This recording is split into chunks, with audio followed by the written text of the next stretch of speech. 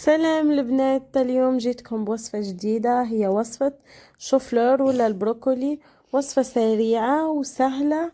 وصفة منقولة هي على العموم، لكن أنا نعتمد هذه الوصفة وهي تجي بنينة خلاص.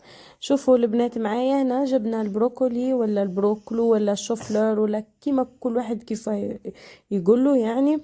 تنظف فيها مليح، تنحي الزوائد ولا ذوك من الاماكن الخامجين حاشاكم. تنظفيه مليح، تنقعيه. انا اول حاجه نديرها ننقعه في خل وشويه ملح، يخرجوا الحشرات ويروح منه كلش. بعد نمصمصه مليح وبعد ننقعه في الخل، نحطه يتغلى. بصح نزيد معاه سنه ثوم ولا طرف قارص هكا كيكون عندي. هنا جبت العظام مع فلفل اكحل، معدنوس وملح وسميد. هنا سميد 3 بيضات بربع مغارف كبار سميد.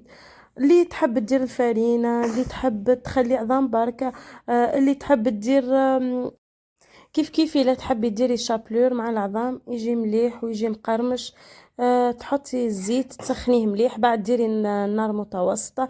تخلي البروكلي تاعك ولا بروكلو تخليه يتقلى مليح، يتحمر، يهز اللون.